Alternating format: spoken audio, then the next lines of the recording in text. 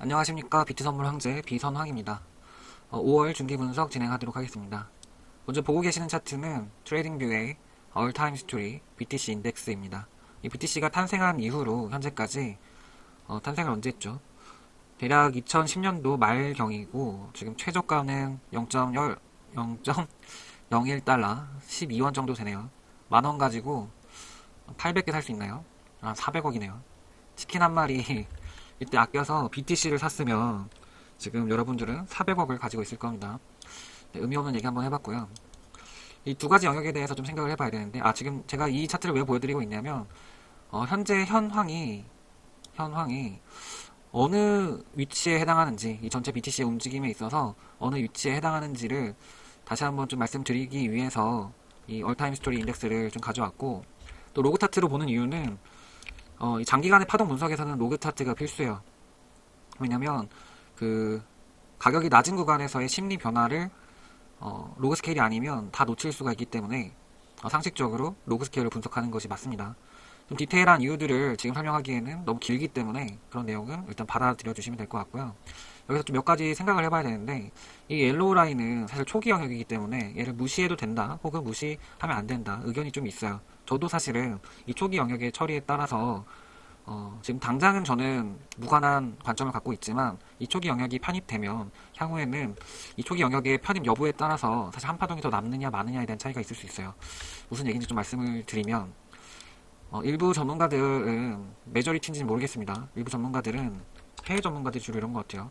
얘를 1파로 놓고 얘를 3파로 놓고 지금 5파 구간이라고 생각하는 전문가들이 있어요. 이 경우에는 1파, 3파, 5파에서 이 초록색은 이 5파 임펄스의 기준파입니다. 1파죠. 1, 2, 3, 4, 5 혹은 또 일부 전문가들은 1, 2, 3, 4, 5 해서 종결 났다고 하는 경우가 있어요. 그럼 여기가 5가 되겠죠. 종결이 났든 종결이 날 거든 이 관점에서는 이제 대하락장이 한번 올 거예요. 대하락장이 올 거고, 비선항은 어떤 관점이냐? 사실은 지금 단기적으로는 이 옐로우 라인을, 옐로우 파동을 포함하든 포함하지 않든 크게 상관없어요. 왜냐면 저는 얘를 포함하게 되면 얘가 3의 1이 되는 거고, 무슨 의미인지 아시죠? 얘를 포함하지 않게 되면 얘는 그냥 1파가 되는 거예요. 그래서 1파, 지금 3파 구간이라고 보고 5파가 나온 다음에 이제 하락할 텐데, 이때 이 옐로우 웨이브를 포함하게 된다면 여기까지가 3파고 한번 떨어진 다음에 다시 올라가서 찐 5파를 만들고 떨어지기 때문에 이 영역에서는 의미가 있어요. 이 영역이 되려면 또 몇 년 지나야겠죠. 따라서 지금 영역에서는 사실 저는 이 옐로우 라인의 옐로우 웨이브의 카운팅에 신경을 쓰지는 않고 있는데, 얘를 1파로 놓고 즉 레드 웨이브를 3파로 놓는 경우에 3파로 놓는 경우에는 얘가 5파가 되고 떨어지는 거니까 굉장히 크리티컬하죠. 두 가지 경우의 수, 두 가지 카운트가 있다라는 부분을 여러분들한테 전달을 드리고, 저 같은 경우에는 말씀드린 것과 같이 후자예요.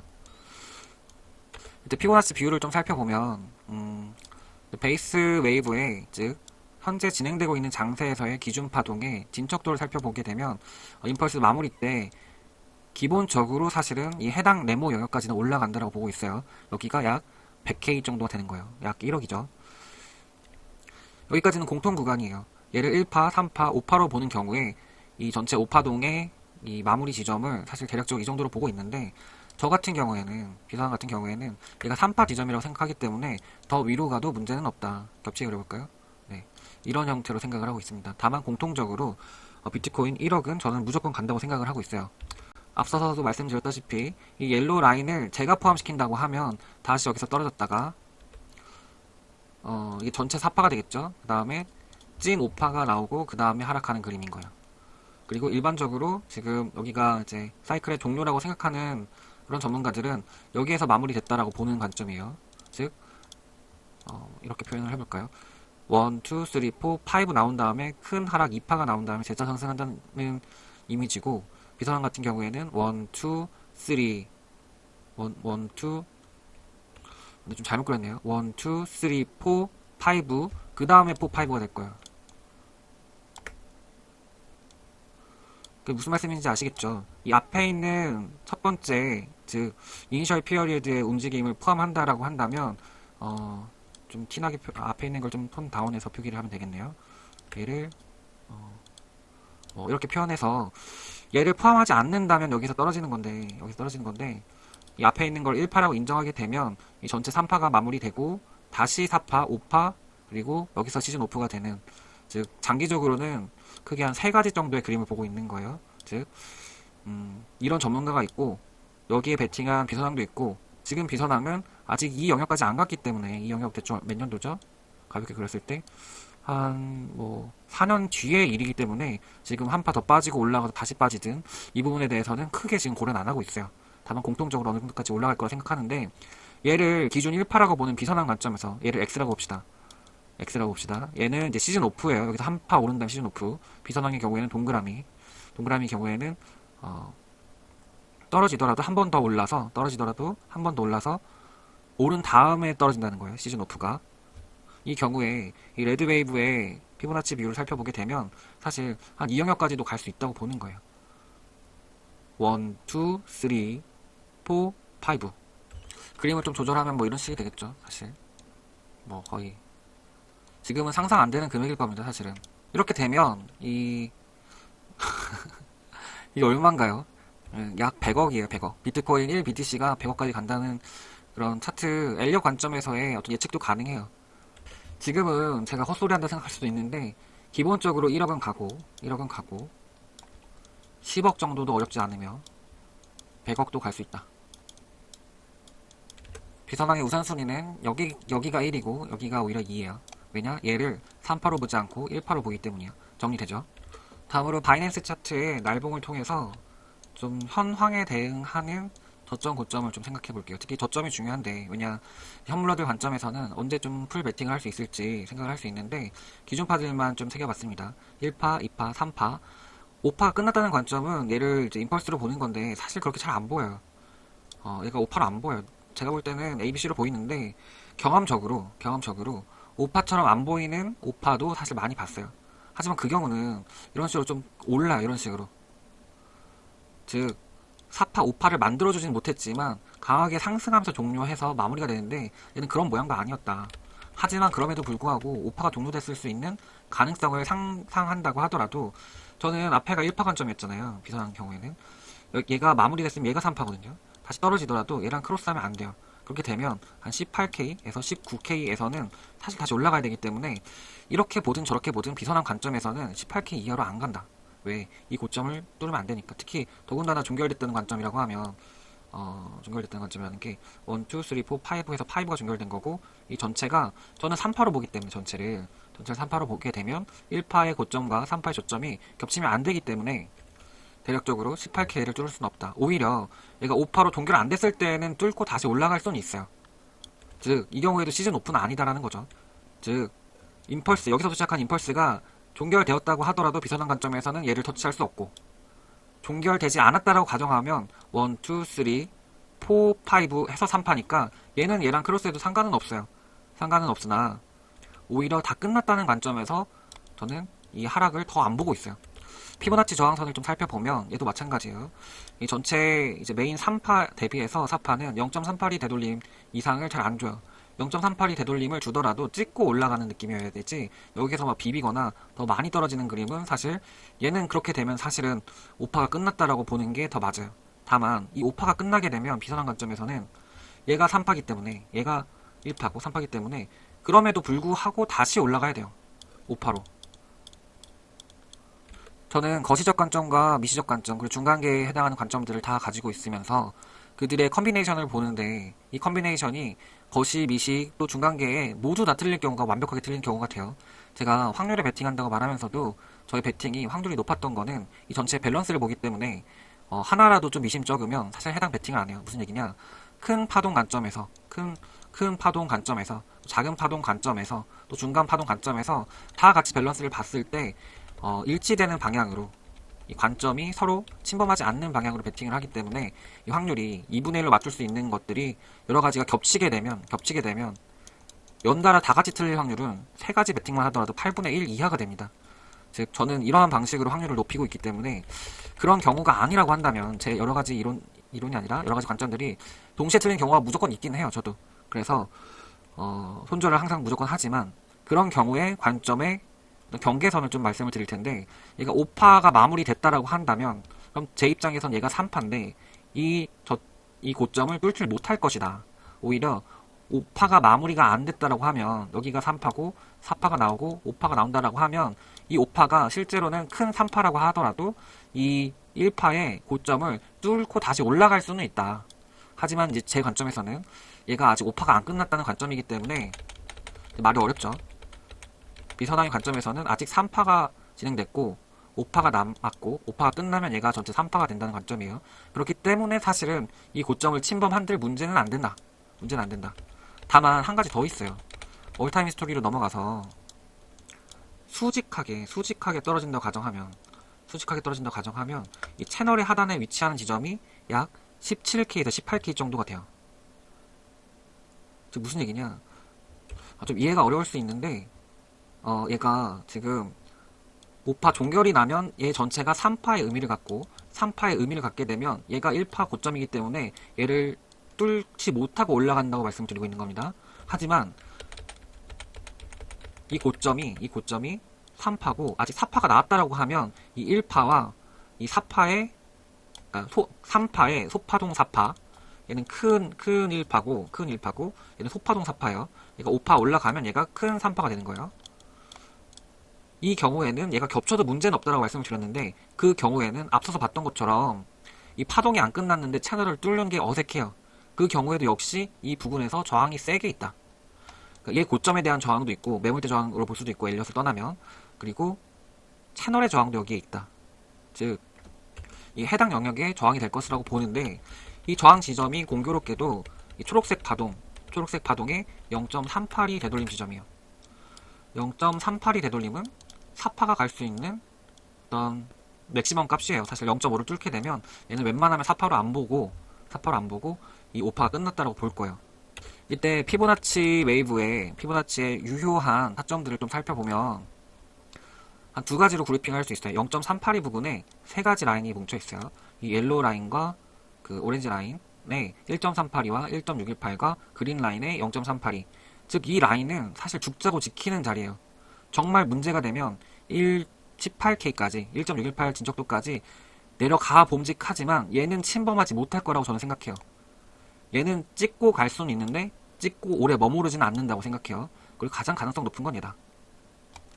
즉 얘는 못 뚫는다. 얘는 찍고 갈 수는 있다. 얘는 일반적으로 여기에서 되돌림이 올 것 같다. 즉 4파가 끝날 것 같다는 얘기예요. 여기에서 시작한 이 조정이 여기에서 끝나서 올라가든 두 가지 케이스가 있다. 여기는 절대 침범하지 않고 그렇게 되면 여기가 시나리오의 경계선이 되는 거죠. 이 라인이 뚫리면 비선왕이 틀린 거예요. 저는 그렇게 생각해요. 예측이 틀릴 수 있다. 예측이 틀릴 수 있는데 그 예측에 틀리는 지점, 즉 내 시나리오의 경계선을 명확하게 하면 저는 반대로 이 지점에서 돈을 벌 거예요. 제가 누누이 말씀을 드리지만 전달이 잘 안 되는 게 있어요. 예측이 맞아야 돈을 번다라고 생각하는데 그게 아니에요. 예측은 무조건 틀릴 수밖에 없게 돼요. 연속으로 맞을 수가 없어요. 다양한 확률과 경우의 수의 싸움에서 내가 우상향하기 위해서는 확률론적으로 옳은 베팅을 지속적이고 반복적으로 하는 것에 있는 거지 내가 모든 전투, 모든 매매, 모든 예측이 맞아야지 내 시드가 우상향되는 게 아니에요. 제 얘기는 매매를 오래 하면 오래 할수록 본인의 경험치나 본인의 트레이딩 실력이 높으면 높을수록 예측으로 돈을 버는 게 아니라는 것을 코린이 분들은 이해하기 좀 어렵겠지만 절실하게 느낄 겁니다. 그걸 못 느낀다면 아직 매매 실력이 아직 어느 정도 레벨 이상까지 올라오지 못한 거예요. 예측보단 대응이고 그 대응 위에는 전체 플랜이 있어야 돼요. 한 전투에서의 플랜이 아니라 그 전투가 지금 매매가 수익을 보냐 마느냐가 중요한 게 아니라 그런 매매들이 모여서 군집되어 있는 전체 내 매매 스타일과 매매 플레이가 나를 이기는 곳으로 내 시드를 우상향시키는 곳으로 가느냐 마느냐가 중요한 거지. 제가 분명히 말씀을 드렸어요. 18K가 뚫리면 비선왕이 틀린 거예요. 하지만 또 다시 분명히 말씀드립니다. 18K가 뚫리든 말든 상관없이 비선왕은 돈을 벌 거예요. 지속적으로 돈을 벌 수 있는 게 중요한 거예요. 돈 벌래요? 예측할래요? 그게 서로 다른 얘기예요. 저는 돈 벌래요. 알겠죠? 그렇다면 제가 제 시나리오가 깨지는 지점을 좀 명확하게 말씀을 드렸어요. 18K가 깨지는 지점이 정확하게는 18.443K가 깨지는 지점이고 그리고 첫 번째 타점과 두 번째 타점에서는 현물 매수를 해도 좋은 자리다. 선물러 같은 경우에는 여기에서도 다 단타로 끊어 먹는 거예요. 여기서 쫓아서 여기까지 먹는 거 아니죠. 여기서 쫓이란 얘기도 아니에요. 경우의 수는 제가 봤을 때는 대표적으로 세 가지가 있어요. 단기적으로 보는 건 세 가지예요. 이거 말고 엔딩 다이고널 형태가 있는데 엔딩 다이고널 형태는 일단은 지금 이 주황색 시나리오로 일단은 보고 이 이상 오버될 경우를 엔딩으로 보고 있습니다. 말 나온 김에 그냥 얘기를 해야겠네요. 얘가 지금 5파 자리인데 5파가 ABC 형태로 나왔어요. 그럼 빠지고 그 다음에 ABC 형태로 또 나가고 다시 빠지고 ABC 형태로 또 나가서 엔딩 다이고널 형태로 마무리 지을 수 있다고요. 그렇게 되면 지금 저는 이 고점을 지금 올라가는 파동으로는 못 뚫는다는 관점이긴 하지만 그 관점에는 이 엔딩 다이고널에 대한 시나리오가 배제돼 있어요. 엔딩 다이고널을 지금 먼저 보지 않는 이유는 이제 상승세기나 이런 다이고널 형태를 미리 예측하지 않아요. 다만 얘를 5파라고 5파의 일부 파동이라고 믿는다라고 하면 사실 엔딩 다이고널에 대한 대비도 같이 있는 게 좋은데 그러나 저러나 어차피 일단 ABC로 올라간다는 건 똑같아요.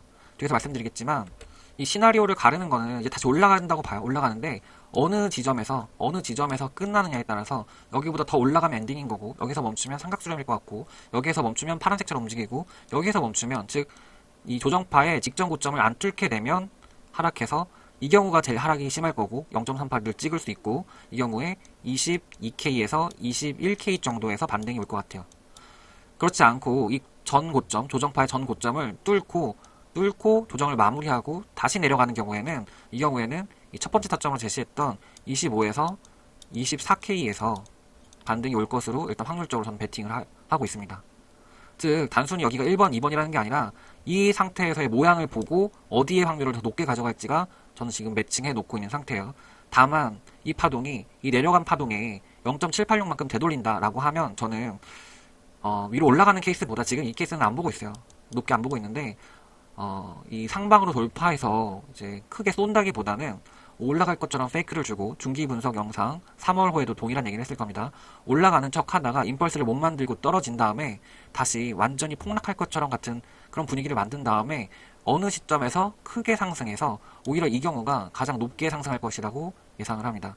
즉 주황색, 빨간색, 파란색에 해당하는 내용은 지금 구간에서 어찌됐든 간에 저는 반등은 준다고 생각해요. 즉 상승 반전이 일어난다고 생각하는데 얘가 지금 우리 시황이에요. 우리 시황인데 어찌됐든 간에 반등은 나온다고 생각하는데 이 반등의 클래스가 이 전고점을 못 넘는다 라고 하면 22에서 21K 정도를 생각하고 있고 이 전고점을 넘는데 사실 일반적인 정도의 조정이 온다. 얘가 한 0.618 정도 부근까지 이 매물대 부근까지 간다. 거기서 이제 빠진다 라고 하면 25에서 24K 정도까지 빠진 다음에 다시 반등할 것 같고 이것보다 생각보다 더 많이 오른다라고 하면 이 고점을 뚫는다기보다는 삼각수렴 형태로 수렴을 한 다음에 굉장히 난이도가 높을 거예요. 여기에서 상방 본 사람 다 죽이고 여기서 하방 본 사람 다 죽이고 여기도 마찬가지였죠. 여기서 하방 본 사람 다 죽었죠. 또 올라가는 줄 알았는데 여기서 계속 다 죽이고 있는 무빙이에요. 여기까지가 지금 다 죽이고 있어요.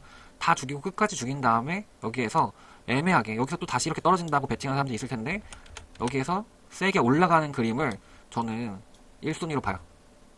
그 다음에 파란색을 2순위로 봐요. 그 다음에 빨간색을 3순위로 봐요. 어찌됐든 간에 1.618을 안 뚫을 것이다. 옐로우 웨이브에 이 경우에는 18.4K 정도가 돼요. 얘 뚫리면 내 시나리오는 끝난다. 하지만 시나리오는 제가 웬간해서 시나리오가 틀리지가 않아요. 웬간해서 틀리지 않아요. 틀릴 때가 있긴 한데 웬간해서 틀리지 않으니까 아마 저는 이렇게 해서 베팅할 겁니다. 혹시 시황에 변동이 있으면 다시 중기분석 영상을 업로드 하겠지만 중기적 관점이 계속 변경된다라는 거는 그 사람이 일희일비한다는 거예요.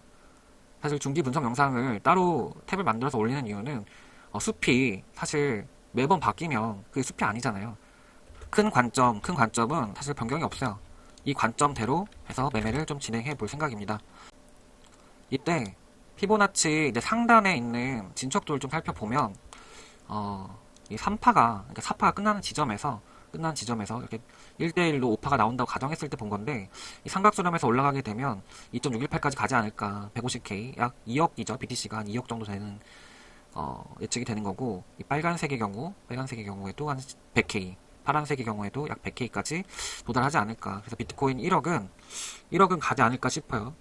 시간적으로 봤을 때는 연말이나 내년 여름 정도까지도 같이 생각해 보는데 이게 지금 어떤 조건으로 좀 보고 있냐면 1파 대비해서 2파 조정이 가격 조정으로 786 이상 되돌림이 나왔어요. 지금은 제 생각에는 가격 조정이 아니라 기간 조정을 통해 가지고 개미들도 죽이고 가격도 안정화시키고 세력도 다시 타고 이익 실현도 하고 여기에서 좀 횡보를 좀 하다가 기간 조정을 하면서 삼각 수렴이 나오는 거죠. 수렴을 하다가 오히려 사실 이런 장일 거예요. 올라가는 거야, 내려가는 거야 하면 하방 예측론자, 상방 예측론자가 막 여기 섞여서 싸우는 거예요.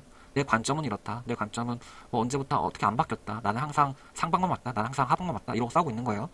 우리는 거기에서 싸울 필요가 있다? 아니, 없어요. 여러 가지 시나리오를 미리 본 다음에 거기에 대해서 대응할 수 있는 어떤 타점들을 미리 구비해 놓고 있는 상태에서 내 여기 움직임을 통해서 미래를 예측해보고 가능성 높은 확률에 베팅을 하는 거예요. 누군가가 저한테 바로 올라갈까요? 바로 내려갈까요? 라고 하면 모른다고 대답할 수밖에 없어요. 다만 올라가는 확률이 좀 더 높을 것 같다, 혹은 삼각 수렴할 확률이 좀 더 높을 것 같다, 혹은 세게 빠진 다음에 올라갈 것 같다, 이런 식으로 이런 우선순위에 대해서 말씀을 드릴 수 있는 거죠. 그리고 거기에 베팅을 하는 겁니다. 다만 누군가가 이래요. 우리가 되게 코리니 분들이 손절을 못하는 것처럼, 이 손절을 못하는 건 뭐야? 내려가고 있으면 좀 손절을 치고 다시 잡던가 해야 되는데, 아니야, 올라갈 거야, 올라갈 거야 하다 죽는 거야. 무슨 말씀인지 아시겠죠? 관점에도 손절이 필요해요. 무슨 얘기냐? 돈을 버는 게 중요한 거지 관점이 맞는 게 중요하지가 않아요, 사실. 제가 지난 여름에 여기 파동을 다 맞췄어요. 여기까지 다 맞췄는데 그걸 제가 크게 자랑하지 않아요. 그러니까 뭔가 매매 경험이 적거나 분석한 경험이 적으면 어떤 케이스를 맞춘 걸 굉장히 좋아하는데, 이게 생각해보세요. 이 지점에서 사실 하락 배팅에서 하락 관점자가 있었고, 사실 상승 관점자는 좀 적긴 했어요. 언제나 그래요. 떨어지고 있으면 어, 상방 관점자들이 죽어요. 그게 정상이죠. 사실 정상이고, 다시 올라가게 되면 하락 관점자가 죽는데, 이 영역에서는 사실 하락 관점자가 되게 많았어요. 당시에 유명한 유튜버들 좀 보면은 여기서 막 계속 하락한다, 한 파동 더 남았다, 뭐 이런 얘기들이 많았는데, 제가 그때 이 파동을 보면서 얘는 올라가는 것 같았어요. 올라간다라고 계속 얘기를 해왔고, 이 첫 번째 파동에서만 시드가 50배가 불었어요. 우리 트레이딩 팀이 십장생 멤버들이랑 같이 얘기하면서 대화하면서 매매를 했을 텐데, 그때도. 하지만 그게 제가 엄청 잘했다고 생각하지 않아요. 그거를 막 유난 떨면서 내가 이 상승을 맞춘 남자다 이렇게 강조하고 싶지도 않아요. 물론 코리니 분들은 그게 잘하는 건지 아니까 그렇게 강조하면 제 뭐 구독자의 상승에 유리한 점이 있을지 모르겠지만, 내가 이 관점을 맞춰서 얘를 먹은 것보다 더 중요한 게 뭐냐면, 저는 사실 더 올라갈 줄 알았어요. 더 올라갈 줄 알았는데 하락했잖아요. 이 하락했을 때 리스크 관리를 통해서 나는 큰 손절을 안 봤다는 거예요. 그리고 관점의 전환을 바로 했다는 거예요. 이 무렵이 1월달 무렵이에요. 제가 그 유튜브를 시작하게 된 무렵인데, 이미 이 파동이 5파라는 관점은 사실 폐기가 됐어요. 1, 2, 3, 4, 5 뭐 이런 식으로 올라가는 관점은 폐기가 됐고, 그래서 남은 거는 여기를 원래 4파라고 생각했지만 4파가 아직 안 나온 관점과 1, 2, 1, 2로 나오는 관점. 그럼 1, 1, 2, 1, 2 뭐죠? 1, 2, 1, 2, 3, 4, 5, 4, 5 해서 5파가 끝나는 관점을 두 가지를 받고, 그마저도 이 라인이 깨졌을 때 사실 4파가 안 나온 관점으로 시나리오 우선순위를 변경을 합니다. 이제 지난 영상들을 꾸준히 본 우리 수강생분들은 제가 무슨 말하는지 명확히 알 거고, 그렇지 않다고 하더라도 제 영상을 구독하고 공부 목적으로 꾸준히 보신 분들은 제가 어떤 얘기를 하고 있는지 알 거예요. 무슨 얘기냐면, 관점이 맞추면 맞춘 대로 수익을 극대화할 수 있는 매매가 필요한 거고, 내 관점이 틀릴 수 있다는 것을 인정하고 틀렸을 때 매매를 어떻게 해야 할지 그런 전략이 필요한 거지, 내 관점이 맞춰야지만 내가 이익을 보는 게 아니에요. 실제로 제가 1억의 가치를 하는 영상이라고 좀 과하게 책정을 해서 공개 영상을 올렸던 영상을 보시면 아시겠지만, 시나리오의 경계가 명확하면 시나리오가 맞았을 때는 맞아서 돈 벌고 틀렸을 때는 틀려서 돈을 법니다. 이 얘기를 왜 하냐면, 전문가 앞에 아마추어를 붙이면 사실 이게 모순되는 부분이라고 할 수 있지만, 아마추어 전문가들이 너무 많고 거기에 휘둘리는 여러분들이 너무 안타까워요. 관점은 지금 누구도 완벽하게 맞출 수가 없어요. 관점에 고집 부리는 사람들이 어떻게 됐냐면, 여기에서 한 번 더 떨어진다고 생각했던 사람들은 올라갈 때마다 떨어진대. 올라갈 때마다 떨어진대. 그래서 그 전문가로서의 위상을 많이 잃었어요. 여러분들이 손절을 못하면 청산이 나는 것처럼, 그 관점도 폐기를 못하면 그게 관점이 아니에요. 차라리 제가 우리 수강생분들한테는 이렇게 많이 비유를 하는데, 동전을 던지면 올라가는지 내려가는지 맞출 확률이 반반이에요. 누군가가 동전을 던져가지고 앞면이 나와서 이 영역에서 롱을 예측했어. 그래서 롱이 나왔어. 그럼 그 동전 잘하는 전문가입니까? 무슨 말이냐면, 저는 전문가를 알아요. 진짜 전문가를 알아요. 미래는 예측할 수가 없어요. 높은 확률에 베팅하는 거지.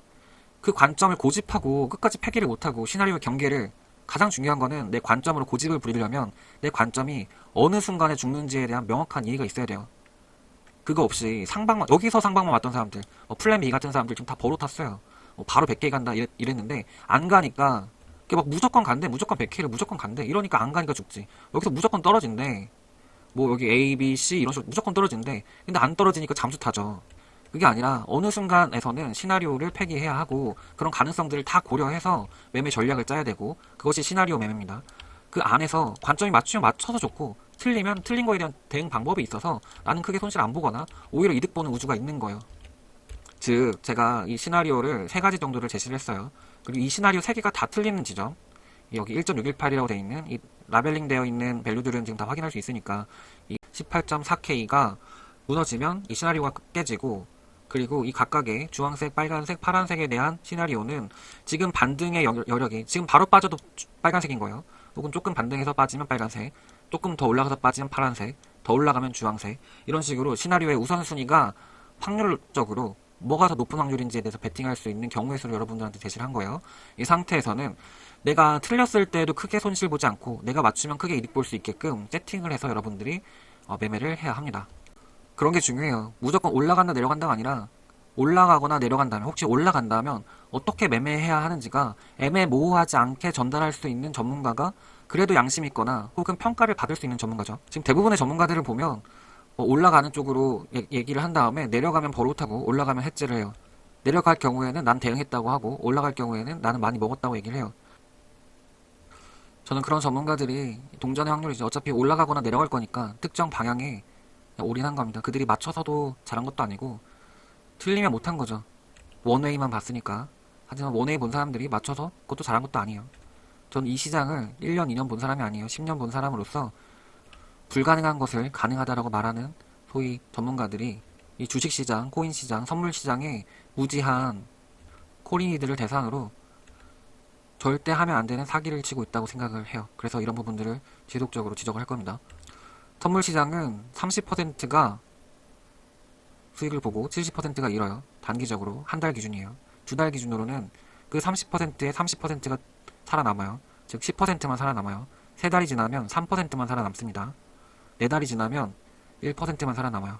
100명 중에 수익을 볼 수 있는 사람은 4달, 5달 동안 지났을 때 한 명밖에 안 돼요. 여러분들이 이 시장을 곡해하는 이유는 예측이 가능하다라고 잘못 호도하는 전문가들 때문에 그런 거예요. 예측은 물론 가능해요. 비선하게 계속 예측하고 맞고 매매해서 성공하는데 그 원리가 아니라는 거예요. 나는 무조건 내 관점이 맞을 거라고 생각하는 것이 아니라 틀릴 가능성을 같이 고려해가지고 매매를 하는 거지, 뭐 상승파, 하락파 이렇게 나눠져가지고 유치한 싸움 해서 절대 수익 안 나니까 여러분들 제가 한 말 곰곰이 생각해보고 여러분들의 전문가들을 고찰해보길 바래요. 여러분들이 똑똑해져야 여러분들이 안 당해요. 여러분들 응원합니다. 제 영상이 여러분들께 도움이 됐다면 구독과 좋아요, 댓글은 비선왕에게 큰 힘이 됩니다. 오늘도 감사합니다.